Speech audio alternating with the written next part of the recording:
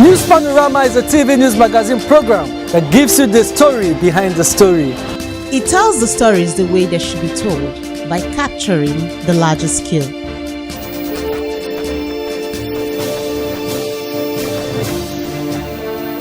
It deals with people's deep feelings on issues that, when brought to the fore, ultimately educates, informs, and entertains. News Panorama. Capture the larger scale. Agriculture is essential to Nigeria's economy and society. It provides food, employment, raw materials for industries, foreign exchange, and livestock sustenance. Nigeria is blessed with abundant natural resources, including 70.8 million hectares of agricultural land area in agroecological zone that can support a wide range of food products. Then, why are agricultural produce expensive in Nigeria? A call by the All Progressive Congress APC South South stakeholders to have more APC governors in the zone and on the spot with the Commissioner for Agriculture and Irrigation Development, Honorable Johnson Eboko. Welcome and thanks for joining me on the program News Panorama. I am Josephine Efanga. News Panorama. Capture the larger scale. If you have just tuned in, you are watching News Panorama. The Cross River State Governor, Senator Basiletu, has recently challenged his party, the All Progressive Congress APC, to grab more states in the South South so the region could align with the federal government, noting that it is about endearing the people to the powerful pedigree of the actualization of the hope through passionate empathy for changing livelihood and leveraging on the environment for a better today and greater tomorrow. The report. The governor, Senator Basiletu, has called on members of the All Progressive Congress APC to close ranks to take over more South-South states in order for the region to be in sync with the federal government. The governor made the call during the APC South South Zonal Executive meeting in Calabar. Governor too stressed the importance of having more states for the ruling APC so that the zone would be politically warm. He said to achieve this, the party must work to endear its ideologies to the people and actualize their hope through passionate empathy for changing livelihood and leveraging the environment for a better and greater tomorrow. The governor, who is also the coordinator of the APC in the South-South geopolitical zone, affirmed that Edo State cannot escape the onslaught with the winning strategy encapsulated in the renewed hope agenda for the Tinubu-led administration, admitting that if we did it in Imo State's gubernatorial polls, we can replicate same in Edo State. He called on the ruling APC to consider the South-South for critical appointment, as only this will strengthen the party in the region as well as reward deserving party faithfuls. Commending the president on the Lagos-Calabar Coastal Highway, Governor Tu said such development will strengthen socio-economic ties between southwest and south-south regions of the country. This meeting is a culmination of recent consultative visits by the executive members of our party in preparation for our winning most states in the South-South geopolitical zone before and during the general election. It is about endearing the people to the powerful pedigree of our hope actualization through passionate empathy for changing livelihoods and leveraging the environment for a better today and a greater tomorrow. This is what we have demonstrated here in Cross River State and wherever we go. We carry that emblem. It can be done. And we are going to do it. We acknowledge that you have kept faith with that road, and we are here again to make our zone, our party, our nation proud. Together, holding hands with our friends from the zone, we shall tie the knots of unity in our party, chant the bell of victory in the elections, and grow seeds of prosperity to our people.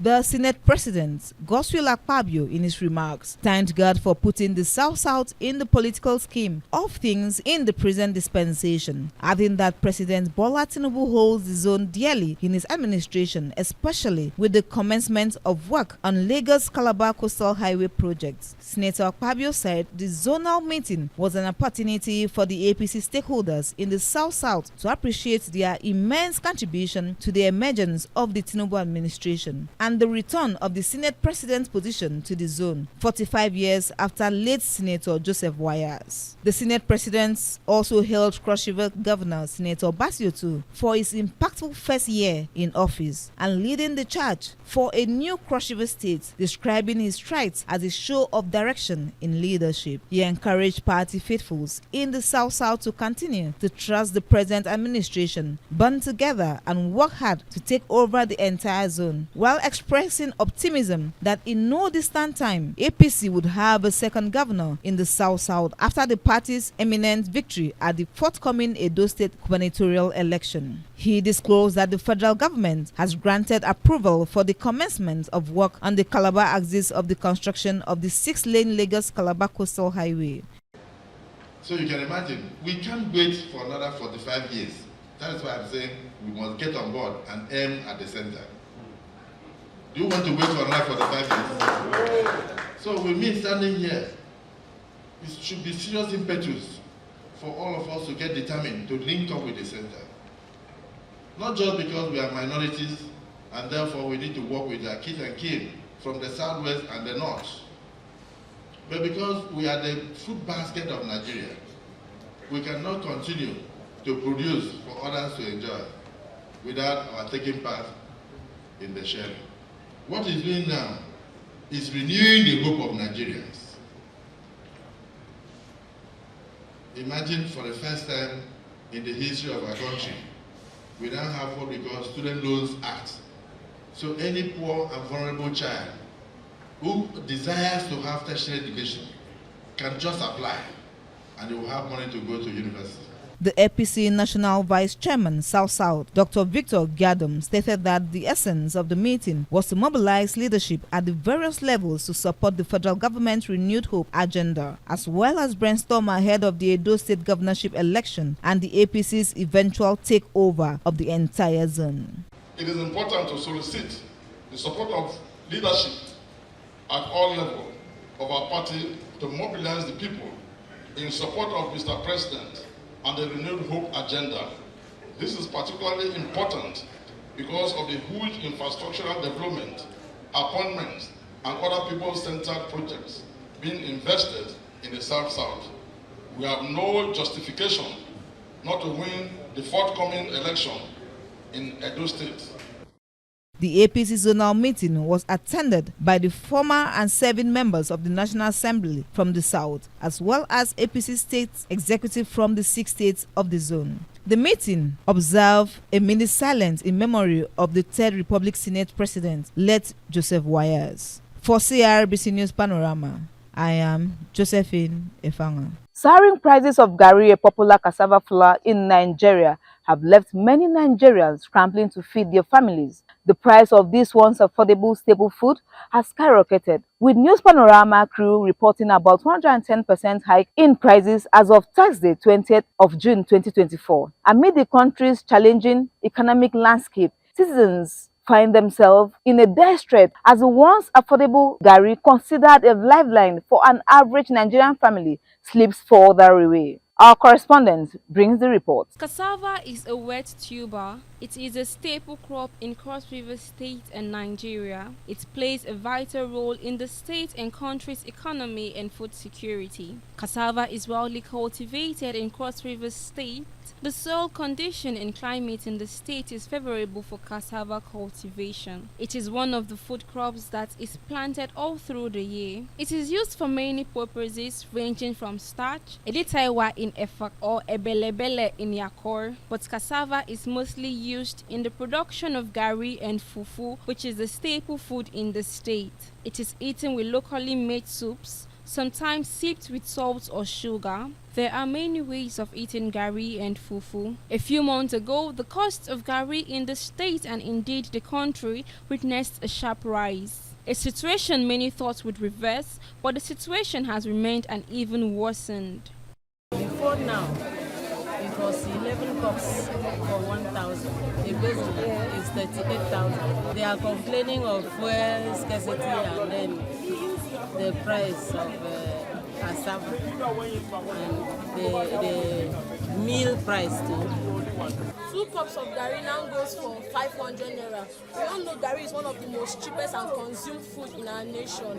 But now a lot of people are wondering how they will survive due to the increment of garri in our country. The effects of the high cost of garri is a concern to many. Some reason it could be because of the changes in climate condition, prices of agrochemicals, high cost of transportation, and cost of labor. Because when people go to market and buy things, people go to bush and buy things, they will say money, transport is too much for them. They will add money.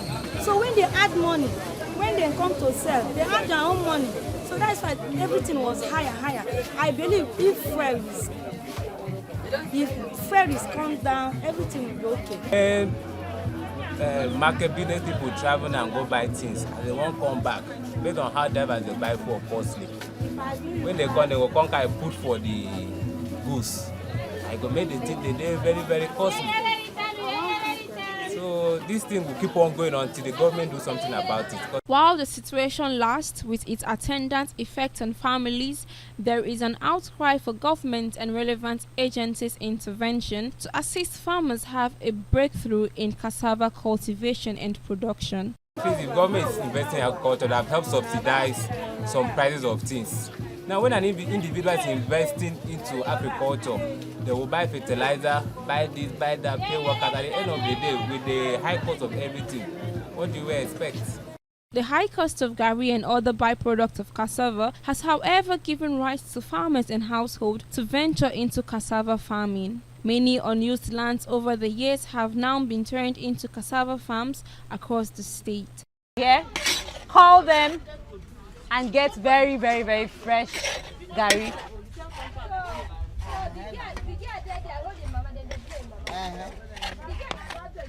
For CRBC News Panorama, if you want to quit our reporting. Cross River State is known over the years for its clean, green and serene environment, with trees planted by the roadside and beautiful lawns for flowers sited along the road for beautification. Recently, a new trend emerged as locals are seen planting crops by the roadside, thereby defacing the environment. Our correspondents bring details of the report. The Clean and Green Environment slogan of the Cross River State Ministry of Environment is what Cross River State is noted for, just as residents try to maintain and uphold the culture.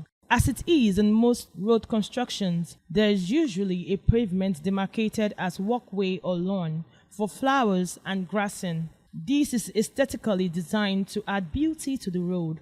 In the state, many of these lawns were planted grasses, fruit trees and flowers. This seems to be the situation again in many areas as people have converted these passages to farm areas. Given the aesthetical value of these lawns and pavements, one wonders why people have resorted to planting there. Some people may think if they have portion of land to the road, so they must plant to the end of their land. Planting to the roadside is not that good. Even though if they have that kind of land to the road, they were since I have this one that the government have already given me, let me leave this one close to the road, let me use the other one. A road leading to MCC. As you can see, farmers have turned this place to a farm, making it impossible to people to pass. Just follow me and let me show you.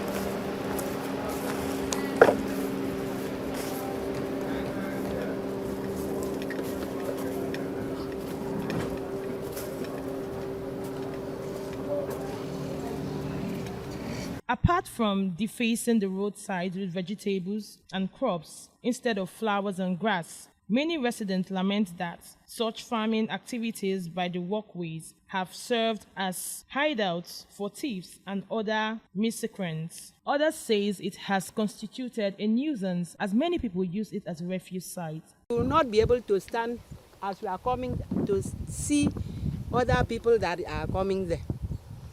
That is why. People have been harming people here, collecting phones, doing some bad things. That is why they say we should clear everywhere. plant near to the road so that the place will not be bushy. What I can advise government is they should please allow us to continue planting like this so that this environment will be free for especially students to be passing morning, evening and night to their places. Every architectural plan of a road has its reason and values. For many, the relevant ministry and agencies need to set out and ensure the lawns, pavement, and other streetscaping are properly and adequately protected and cared for.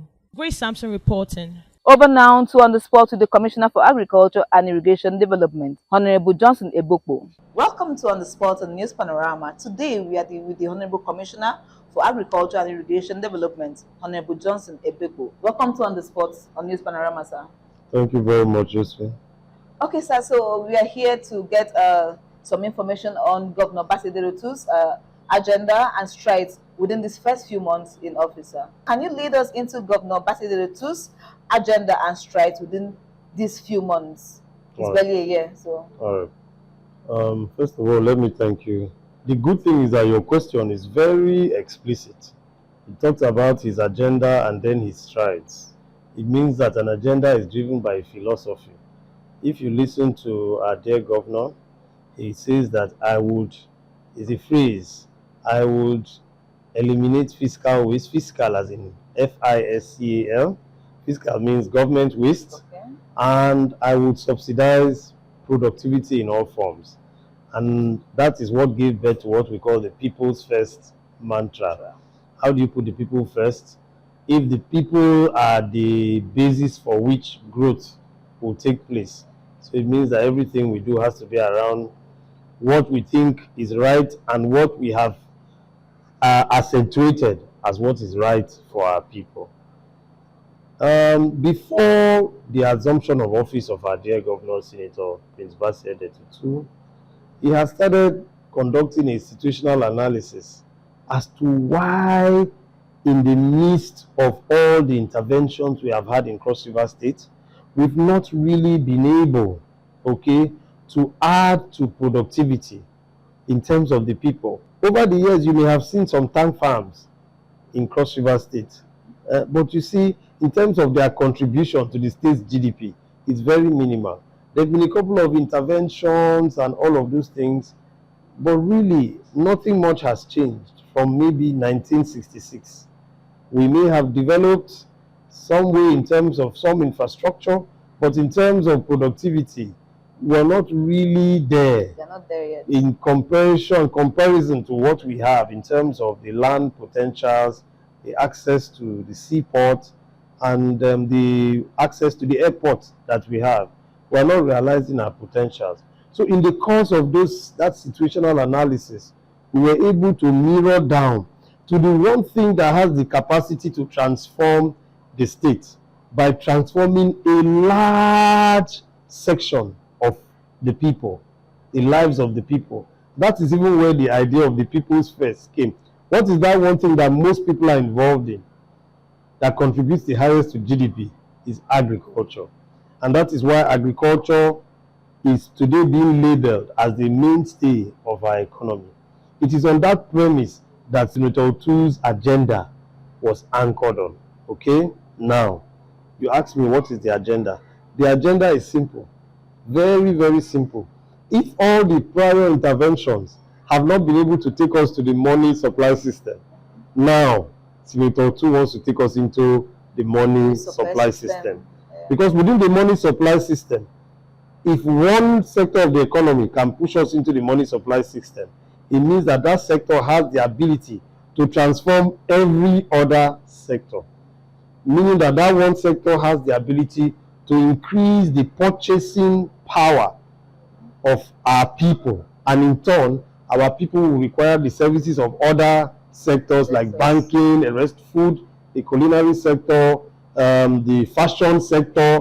All of these sectors will benefit from agriculture, which is what the people are basically about. I have a 9-point agenda, which is in line with His Excellency's People's First mantra. But for want of time, I may not be able to touch on all of them. but it's grouped into efforts. So we have our commercial efforts, which we're achieving our goals on right now. We have our smallholder efforts, and then to sustain it, we have policy support. So we are dealing now with the fundamentals. So you want me to talk about our commercial efforts? Yes, you can talk about the commercial efforts. Yes. One of the things that we have done is to change the approach towards agriculture. Over the years, what has happened in Cross River State is, and with all due respect to our subsistence efforts, the subsistence farmers who have fed us up till this time, with all due respect to them, they have tried. But you see, it has not allowed us to leapfrog to where we are supposed to be. So we now want to transit into commercial efforts. But commercial efforts that affect everybody, not commercial efforts that may just benefit only the investor. I don't know whether I understand, especially, yeah, because usually we will always relate commercial efforts to capital. Yes, there will be need for capital, but sometimes it doesn't translate. Sometimes we call commercial efforts industrialization, but you see, there may be industries, but people are generally poor because there's only so much those industries can do. But when you integrate backwardly what the industry needs and where the industry will get it from, then money begins to run round the chain. So His Excellency developed a very unique product, because the major barrier to enhancing productivity is money, finance. Our farmers are not just able to access finance, and if they do, it is such that it really doesn't add anything to them. I mean, if you call people and give 200,000, it doesn't add much to them, given our current inflationary trends. It doesn't add much to them, and 90% of the time they are defaulting because the loan is not able to meet the purpose for which it was meant for, because it's inadequate.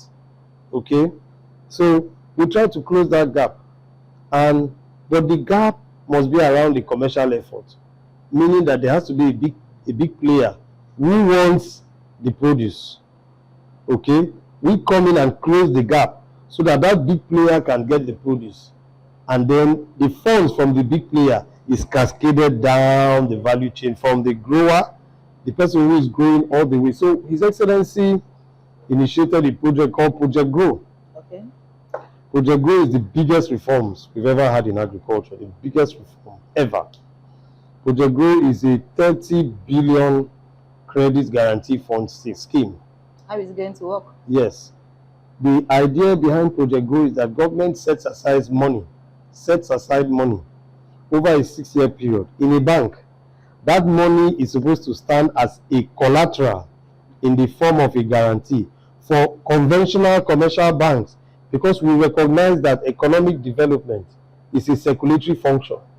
We appreciate the the development finance institutions, Bank of Agriculture, all of them, they've been trying. But you see, in terms of a capital requirement, which is money in circulation, is not really in their hands. The people that hold our funds are the commercial banks. Okay, so how can we make it easy for the commercial banks to begin to fund agriculture? Because currently they don't fund agriculture. They rely on government interventions and they hedge and fund agriculture because they consider it as risky. So how can we de-risk the environment and allow these banks to finance farmers, to finance agribusinesses? Like I told you, pulling us away from where we were into the money supply system requires that we are able to access finance and transit from our smallholder mentality, okay, into commercial agriculture. But so, there are so many. You really explained a lot. Okay, because you've talked about the intervention, because a lot of farmers are actually complaining the high cost of production, and they have been asking that when is the state government going to bring out an intervention that will actually get to the farmers? Because it's not about bringing intervention, but does it actually get to the farmers, the locals, not the political farmers per se? Okay, yeah. So everything that we are doing, I told you about the money supply system. Everything we are doing is market-led. So the tractors are actually not free. Okay. Because the tractors are not free, you must repay over a period. It's simply market. We've dealt with that. So are you now going to take the tractor and keep in your house? You have to go and deal with the farmers in your location. The clusters that will be formed are from the cooperative groups that are in those localities. Are you now going to work against yourself? The challenges are right there. They are staring you in the face. The tractors are not going to be given to any politician or anything like that. We have extension workers that will populate the cooperatives that will be formed. These cooperatives I'm talking about, we have them. We also have different agencies that will be training. Then we're also doing the tracking of these tractors. We'll be tracking it. So it's a complete system. It's not just that we're giving tractors to people. I talked about a market-led system. In a market-led system, everything just runs on auto drive because somebody must make money. Okay, so sir, Cross River State is blessed with arable land and suitable for growing different crops and cultivation like cassava, yam, maize, amongst others. Yet, the cost of garri in Cross River State is very high. Now, I remember back in 5 or 6 years ago, we used to buy garri based at 2,000 naira, 2,500. But right now, garri is about 32,000 naira a basin. And a bag then used to be about 20,000 naira less. Now is about 85,000 as at yesterday. Yam is also very expensive, and other crops. Why? Why is it so when we have this arable land and we have farmers, these products that are not imported, they are from our land? Why is it so expensive in Cross River State, sir? Well, it's a principle of supply and demand. It's as simple as that. I use cassava, for example. Prior to this time, we didn't have policies in various states that supported the processing of cassava into various derivatives like starch. We're importing these things. But now there seems to be backward integration. States are developing policy to attract investors. When these investors come, they need cassava. Where are they going to get it from? They get it from the farms. Human beings, you who are humans, we also need cassava to process garri. So the demand for cassava is making the price generally go up, okay? And people are buying the cassava stems. So there's actually no cassava, the tuber, to process garri. In Cross River State? There is. People are buying. I mean, the industry players, those who are processing it into starch, they are competing with those who want to use it to eat. Making it so expensive for the common man. Making it expensive. So what is the way out of that? Yes. Increased production. How can you increase? Is mechanization. And that's why we said we're doing tractors for smallholder farmers, because that's the only way. Because right now, if you're producing in 1 hectare and you're able to produce in 2 hectares, you could sell off what you have in 1 hectare to industry players and sell off, process half for garri so that you can eat and you can sell to your environs. You understand how this thing works. This is demonstrating clearly to you what people's first means. So people's first means what is the most critical aspect for that productivity to thrive. Let's subsidize it. Okay, so is there hope that with these tractors and everything you'll be bringing, the prices of things will rather decrease than increase? The prices of things will naturally decrease because labor costs would have been reduced and production would have increased. So if production increases, prices will come down. Okay, so finally, do you have words for Cross Riverians, things you think that is important for Cross Riverians to know and we have not asked? Well, we just want to let you know that we are serious this time around. If we've been joking around agriculture, in spite of the opportunities and the leverage that we have, the comparative advantages that we have, things have changed. From cocoa production to homestead agriculture, all the way to the forms of policy support that will bring investors, you can be sure that we are all out. This just is not, I think we are doing about 1 year now in a few days. You can see all that we have achieved in 1 year. These are historical feats that we have achieved. You can imagine what will happen in 4 years from now. Cross River State will be completely transformed. What we need from you is your understanding and your cooperation. And for those who are agronomists and players in the agro system, you can be sure that nobody will be left behind. Thank you very much. Okay, you've heard from Honorable Johnson Eboko, the Honorable Commissioner for Agriculture and Irrigation. You can see that Governor Bassey Lutu's administration means well for Cross Riverian. In the next few years, you will see transformation in the agricultural sector. It's just barely a year into the Governor Bassey Lutu's administration, and a lot has been achieved. Cross Riverians, the time is now for us to put all hands on deck to support the government of Senator Bassey Lutu. That is all we have on our lineup this week. We hope to be back same time next week. Do keep a date with us. I am Josephine Efanga.